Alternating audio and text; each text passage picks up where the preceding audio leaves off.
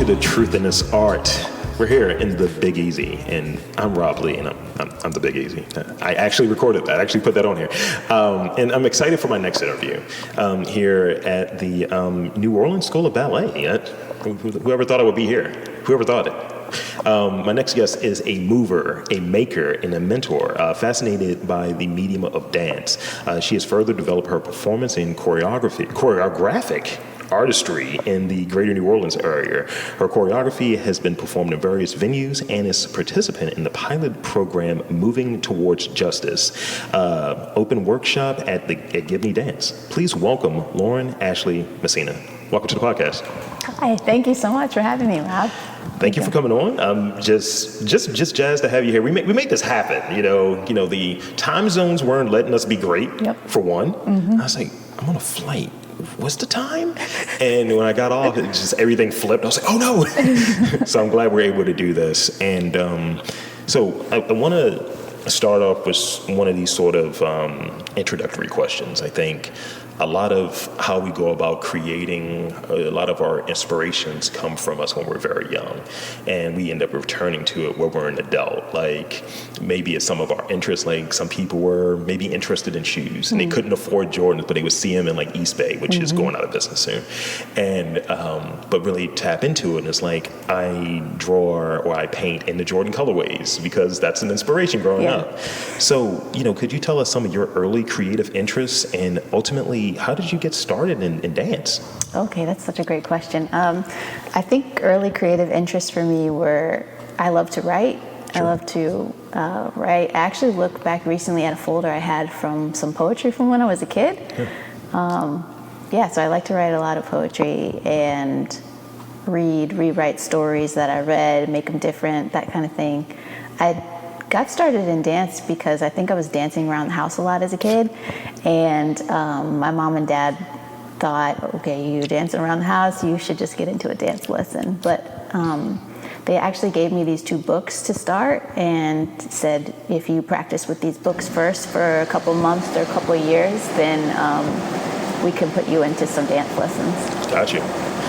So you have that as sort of the early level of interest and, being like, hey, you know what, we want to help cultivate this from your parents' standpoint. And I remember that, like, when I was younger, I wanted to go into comics. So every year, it was like, here's your Christmas gifts, color pencils and drawing manuals. Okay. Here's some paper. So if you will, like taking sort of that interest and kind of polishing it to where you're at now through training, through experiences. Like I've read about training at, the Ailey School and Belhaven University. Talk about like sort of that training, that experience, and how it influenced your style and approach to choreography. Okay. Yeah. So going to college at Belhaven University, I took several different technique classes and performance classes and danced with 2 of the ensemble groups that they have there. And they really treat it as like a small performance group, but one of the groups did some touring around the city and stuff like that, sure, around Jackson, Mississippi. And so those classes gave me like a foundation for this is what you can do with dance, and I guess the tools to then go in and discover.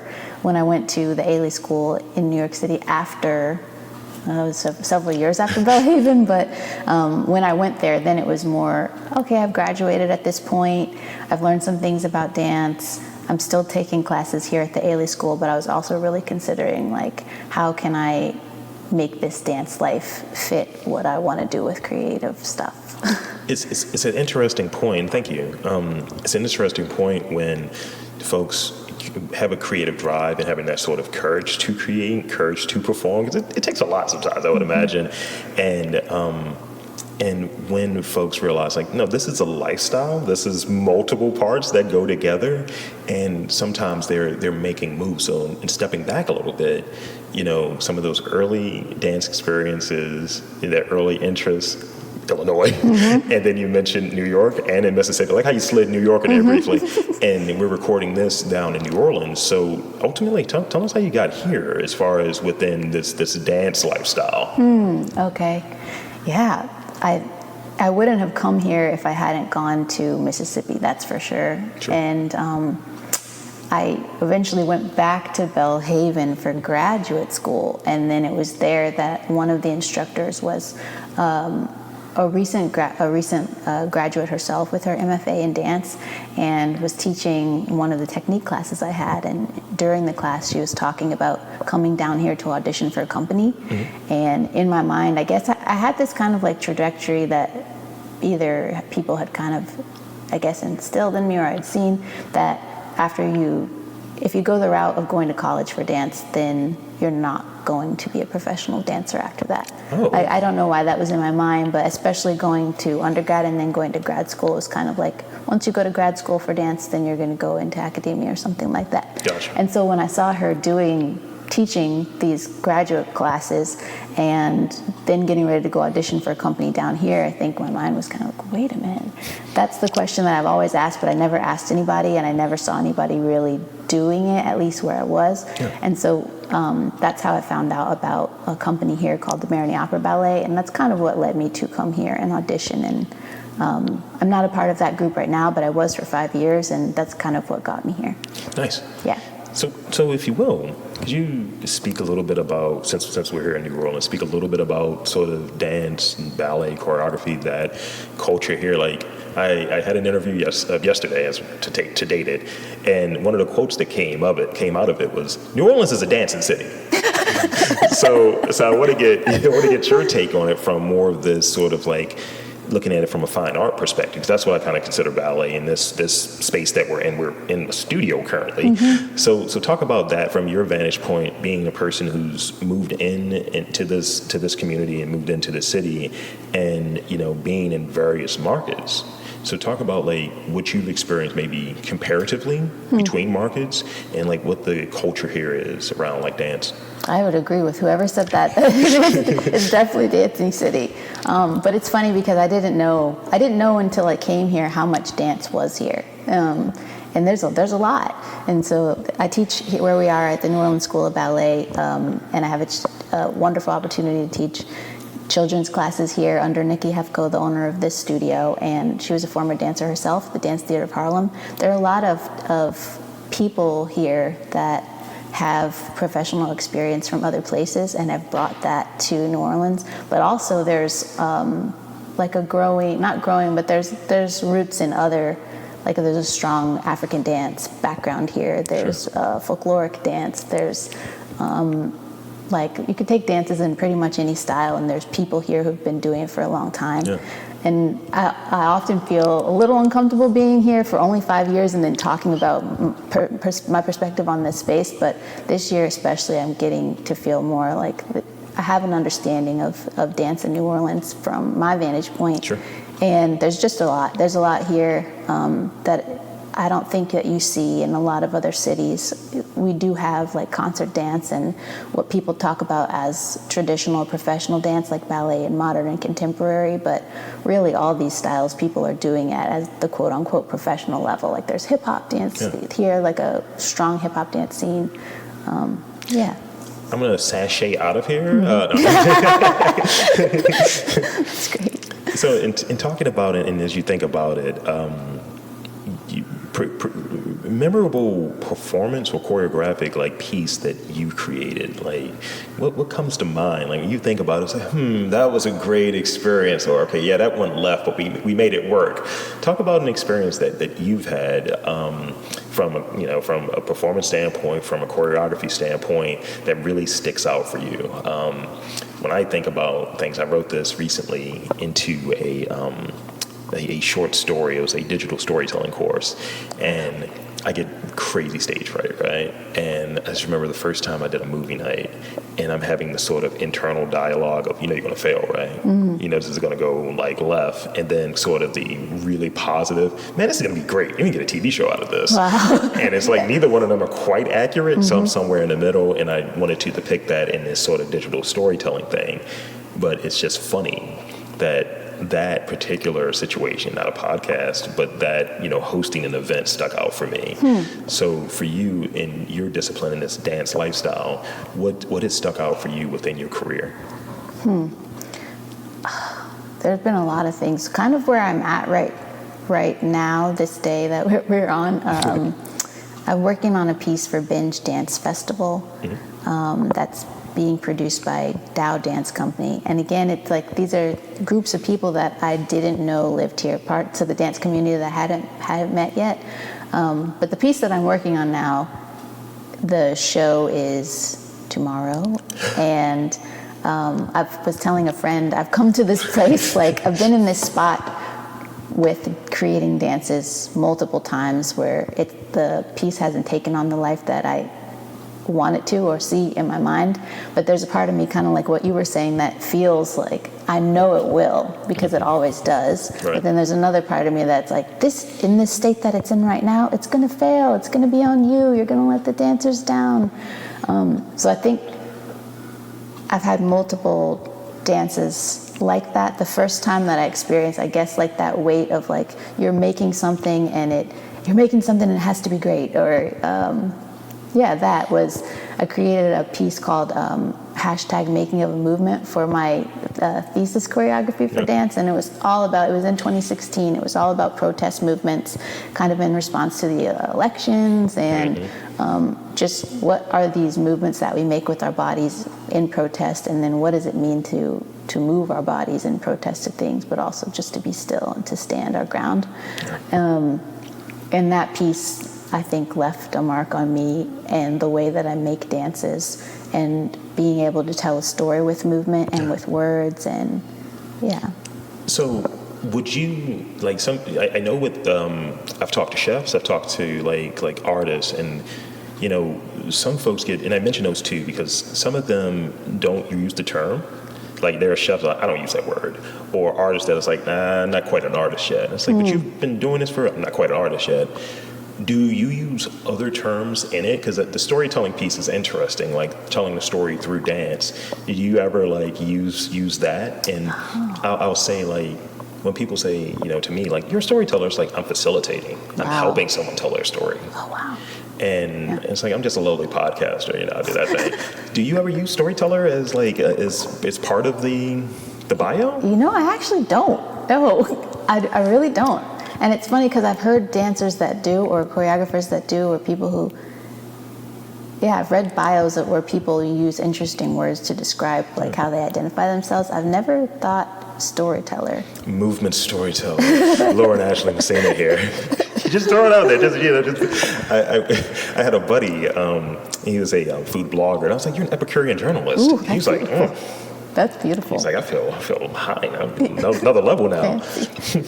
I never. Well, my Instagram handle that I've had for a long time is Meaning Maker Mover, and I feel like that for me is what I like to do with dance, like making meaning. It's even if it's abstract. So it's funny with the storytelling thing. I mean, and it's the 3 M's there, and you can add a fourth with the last name. It's like, hey, there you go, boom. True. So in your opinion, like, what are some of the key qualities or characteristics that, in macroly speaking, like, I think you can be in a specific like discipline, but be around other creatives, so having that sort of sense. What characteristics or qualities could an artist strive for to be successful in their careers? Like, some people just go at it, just go hard, and that can lead to burnout, right? And other people are just like, I'm going to do this, and on occasion, and then folks are like, where's the next thing happening? From your vantage point, like, and then maybe it's different in dance, obviously, but from your vantage point, like, what does success look like within this sort of like dance lifestyle, or in a general sense for artists and creatives? I think if you asked me like 2 years ago, it would be much different than now. It's probably that way for everybody, but this year for me especially has been me finding, like, not my artistic voice, but just what I want, like, my artistic life to look like, or just my life in general and how art fits into it. I think a lot of that has been from becoming a mother and a parent and being a partner, and how our family, what we want our family life to look like, and how that affects me. So for me now, success feels a lot like what's important to me, what's a priority to me, what do I value those are the things that feel really important now in like determining what success looks like in a piece. So with this piece I was mentioning, like it's not, I do feel the weight of measuring like the typical standards, like does it look good, how's it received, is it there high praise, a lot of accolades and stuff, but more importantly, like I want the experience of creating this piece with other people to feel good, for them to feel like they're in an environment where they can speak openly, you know, and where they can feel like we trust one another, we respect one another, and we care about each other. So thank you. It makes me think. It brought up a question, like, because I'm almost free jazzing right here in New Orleans. What can I say? So talk about your process a little bit, because I realized I didn't even mention that or ask about that. So talk about your process a bit, and maybe in the sort of current project that's coming up, and ultimately, what I really want to like kind of analyze and talk about a bit is the sort of parts, like what's something that's towards the beginning of that process, something that's in the middle, and like when you can take that deep breath and like, oh my God, finally, we're here, we're a show day, or what's something towards the end as well when it comes to like really mapping out that process and what it looks like from your vantage point. Wow. Okay. Something that's towards the beginning is, maybe it's this way for everybody, but that spark of inspiration. I come across something and I think there could be a dance about this, or I hear a song and I'm like, I want to make a dance to this. So I think that, like the idea, seeing something, it happens a lot now, and we've been traveling a little bit, going different places as a family, and it's happened more that I'm sparked by conversations with like people every day on the street. Like someone will say something, or they'll share a little bit about their story that's interesting, and it's not like I'm thinking, oh, I'm going to take that and make a dance about it, but it says something that sends me on like that's pathway to making something new. So there's like that spark of inspiration for sure. It's funny, I think the middle part for me is where I'm at now, where we've worked together to create something, and it's not quite in like a final form of whatever it will be when it's shown to people. So I think the middle part is like the almost, you know, it's not quite ready. And then it gets pushed on this stage before it's ready for people to see it. But the end part is definitely looking back on having created a dance that like lives on its own. Like once a dance is formed, you know, it's not like you've created a film that will last forever in that same state. It's you created a dance that the people that see it in that moment will experience it as it is on stage live, and then everyone else will maybe experience a recording, which isn't the same. So I think the end stage is that we've had this performance, we have this experience, and then I go home, people go home, we talk about what it was, but it will always just be kind of like a memory, sort of. I like that. And I think in this sort of content versus art conversation where you're just putting stuff out there and it's like, I record it and so on. I like the sort of experiment side of thing. Like you can go into it, you can experience it, you can be there, you were a part of it. And this is going to sound maybe because of where we're at, but it's going to sound like there's a spirit kind of attached to it of you're in that spot. Whereas when something is recorded, it's something that's lost. Yeah. I think, you feel the creative energy when you're in a spot. You're like, people are really going for it. I feel the emotion. I feel the different things.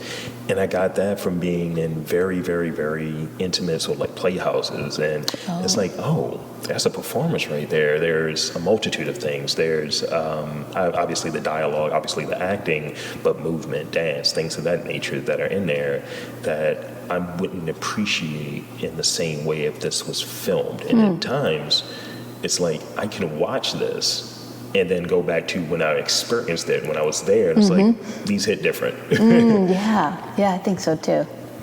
So when you're getting that sort of inspiration, and this comes to mind because I was telling you before we got started about this trip to New Orleans, to Austin rather, and I just remember walking, right, and I came across this one antique shop. And it had been there for let's say 100 years, right? It was black owned, been in the family for like that long. Oh man. And I had no intention of going there. and I'm just like doing a walk. And when I'm there, it's 106 degrees, so it could have been a mirage. I don't know. I'm just in the desert, who knows? But I pull out, like, I keep like a notepad with me, and I jot down ideas, just illumination and thoughts that comes, like, this could be an interesting question. And one that comes to mind was, there was something about there's magic and creativity. It's like, that's the new form of magic. And I was like, I like this. So when you're coming up with, or maybe getting hit with that sort of inspiration, do you pull out the phone? Do you keep a notepad on you? How do you capture it? Yeah. I don't keep one notepad, but that's something that I'm going to take, and I would like to do. I have like a lot of notepads that have a few pages that are used. I keep a lot of notes on the phone. I was actually thinking like the last couple weeks how to become more organized with that, because my notes are starting to they're not in folders. There's just like a lot of ideas that are kind of just thrown in there. But yeah, I keep a lot of notes on the phone. Yeah, it's every now and again, you were touching on earlier, like finding this sort of like book of poetry or what have you.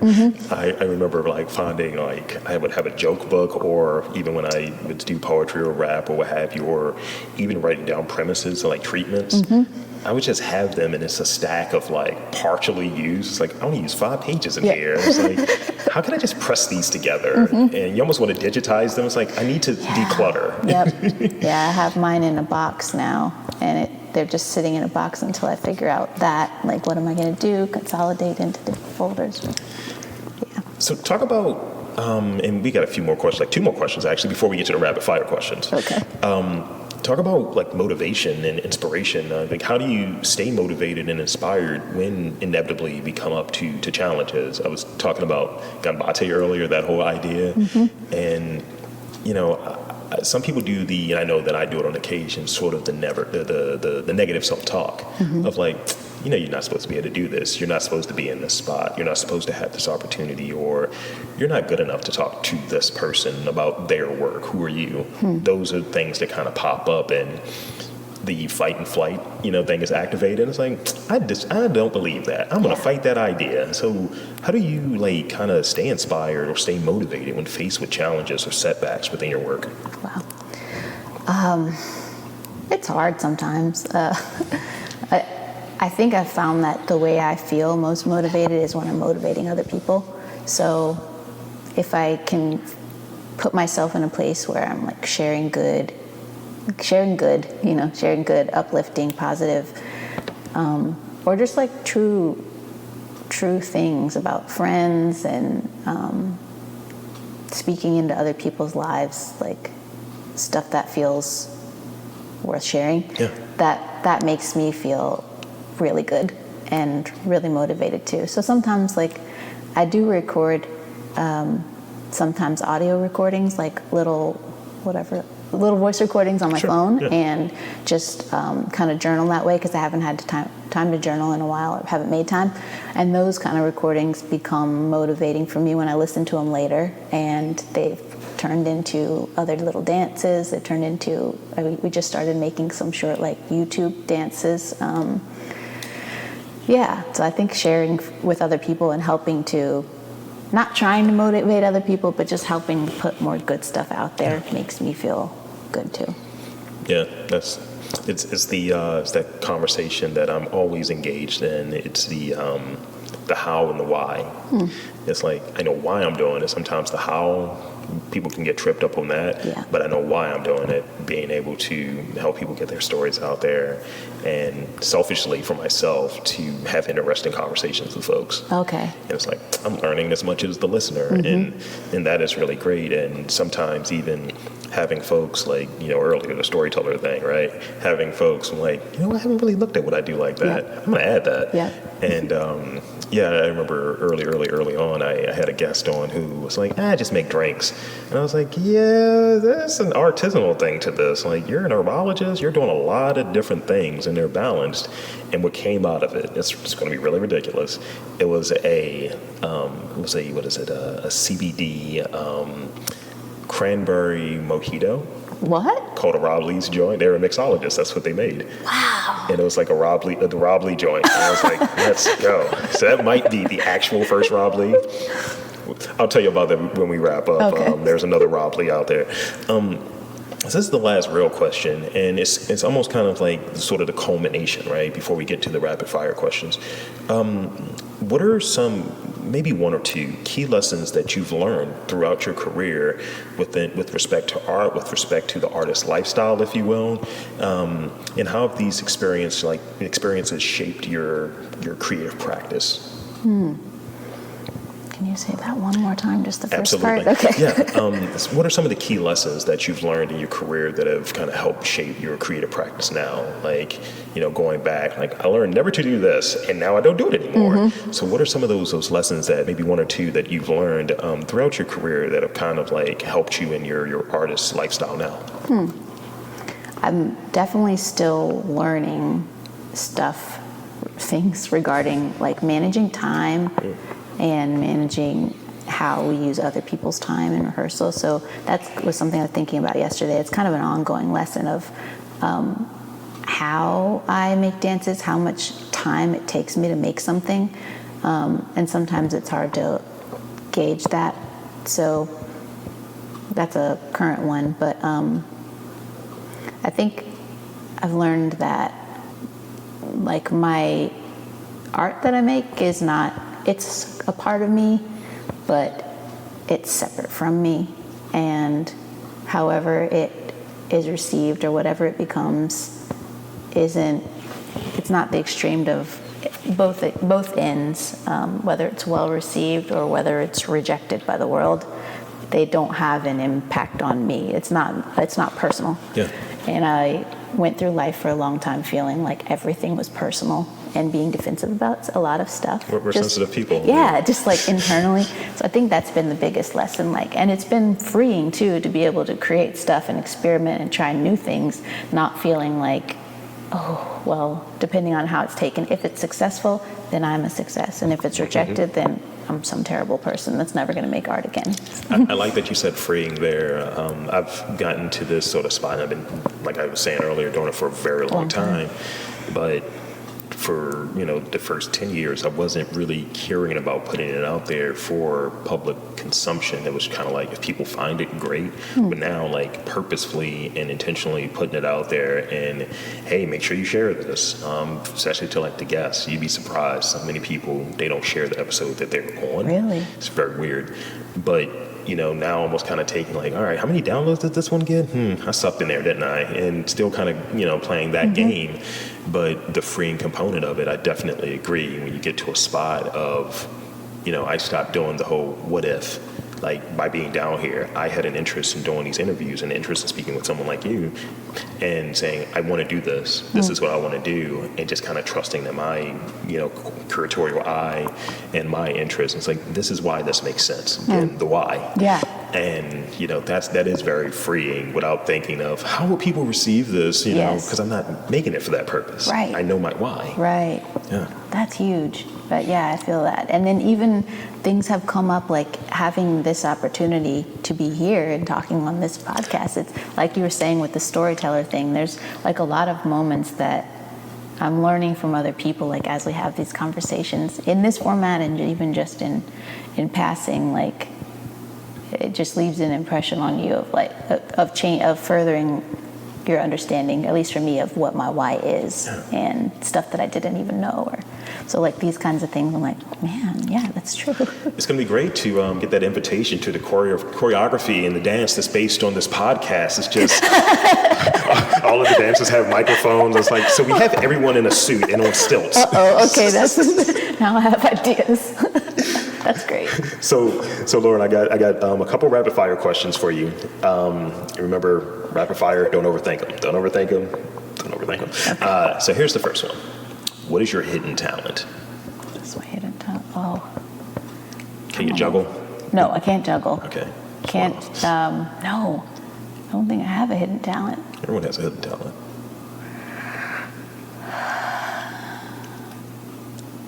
I don't have a hidden talent. Okay, we'll skip that one. I have a talent of avoiding that question. That's the talent. Yeah, I was gonna say. I don't have a hidden talent. How many hours do you typically? How many hours of sleep do you typically get? Now probably 5 to 6. I guess. I've been on this hot streak of creatives telling me, yeah, about 4. Really? Like, yeah. Oh, I thought 5 to 6 was a small amount. I was getting 6 for a while. I've been getting probably about 8.5. Okay, that's recently. good. That's good. Because I'm old now. I want these old bones and want to get out of the bed. That's good. Let's see. Tell me about maybe an artist or a performance, choreographer, dancer that made you fall in love with dance. For a long time, I was really stuck on like people, what some people call the pioneers of modern dance, or you look at these modern dance greats like Alvin Ailey, Jose Limon, Paul Taylor, Martha Graham, those people. Now, I really like watching Sidra Bell's choreography and Crystal Pite, just dances that are something that I feel like I don't know how they made it, and I don't know the like logic or the system, but I can see like there's some kind of really complex, intense like system to creating this that I don't understand, but it makes sense when I'm watching it. And then I'm also feeling when I'm watching it like I don't know how to replicate that, but that's one day like the type of thing that I want to make. Love it. Yeah. So this is one because I'm a big pop culture guy, and I do a movie review, and I was saying earlier about doing the movie screening and all. So I got to ask, what is your favorite dance movie where dance is a focal point? Oh, that's funny. I have to mention it because it kind of ties it. But I'm now a part of this group that's local in New Orleans called NOVAC, New Orleans Video Accessibility Center, I think. But it's the NOVAC film cohort, and I knew nothing about film. My husband is in film, but I'm learning now through this group, like learning very basic editing, and we're going to make a documentary together. Many of the people in the group have experience. I have none. I don't know if they know, but I like how you like did the whisper thing on a podcast. Yeah. I don't know anything. I don't know, but one of the things that every time we're in these workshops, people go around and ask, like, what's your favorite movie? Yeah. Which I feel like eventually, I said it last time, I said, I don't have a favorite movie. And the instructor said, not yet. You haven't found it yet. Nice. I was like, oh, okay. So, but dance ones, I like The Artist, the movie The Artist. Nice. It has a lot of featured dance in it, but it's like black and white, comes in color. And it's a silent movie too. Yeah. And so okay, and I let you've seen it, huh? Yeah. Yeah, so I like that, and I've been watching a lot of like dancers that are starting to make like longer dance films. That dance is the main way to tell the story, and I feel like going back to like just recording performances and it not being the same as being there. Sure. Like it seems like people are kind of bridging that gap in making dance films where it's like the dance film is the experience and you do get that same experience, you know?